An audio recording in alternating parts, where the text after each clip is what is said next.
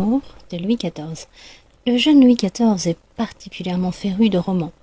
Il a l'âme chevaleresque et connaît bien les épopées italiennes de l'Aristote et du Tasse. Il a lui-même une belle prestance, une distinction naturelle. Il attire donc les regards des jeunes filles de la cour, et il ne reste pas insensible à leur beauté. Louis XIV a en effet un cœur très inflammable et des sens très exigeants. Il va être séduit par les Mazarinettes. Ce sont les nièces que le cardinal Mazarin a fait venir d'Italie. Le roi s'éprend d'abord d'Olympe Mancini, que l'on qualifiait de perle des précieuses, mais le souverain se lasse bien vite et ne s'émeut pas du mariage de la belle avec le prince de Carignan. Anne d'Autriche est rassurée, cet amour de jeunesse n'étant qu'un amusement. Mais Louis XIV va bientôt éprouver une véritable passion pour une autre Mazarinette, Marie Mancini. Marie Mancini est la 4e fille de la sœur du cardinal Mazarin. Elle arrive en France à l'âge de 15 ans, mais elle n'est pas jolie selon les critères de l'époque. Trop maigre, un long cou, brune avec des yeux noirs. On préférait alors les jeunes filles blondes et bien en chair. Marie a en revanche un esprit vif et alerte, beaucoup de lecture, une forte personnalité, révoltée contre sa mère qui voulait la mettre dans un couvent.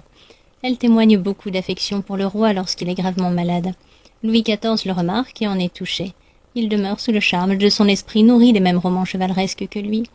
Elle est désormais la reine des divertissements, promenades et feux d'artifice de l'entourage royal. Marie et Louis sont toujours ensemble et complices. La jeune femme profite des interminables négociations du mariage espagnol pour étayer son emprise sur le cœur du roi.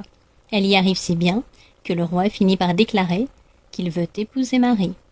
Anne d'Autriche et Mazarin réagissent fermement et décident d'exiler Marie qui choisit de s'installer dans la forteresse de Brouage en Charente. C'est un lieu isolé et sauvage qui convient à sa mélancolie.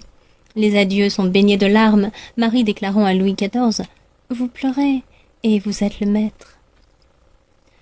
Mazarin négocie alors son mariage avec le prince Onufre Colonna de l'illustre famille romaine qui deviendra vice-roi de Naples et d'Aragon. Si les premières années du mariage semblent heureuses, la situation se dégrade brusquement au point que Marie décide de s'enfuir en France puis en Espagne. Elle se réfugiera dans divers couvents jusqu'à la mort de son mari en 1689. Elle peut dès lors retrouver une vie normale à Rome. Elle revient même en France en 1705, mais refuse de se rendre à Versailles pour voir le roi.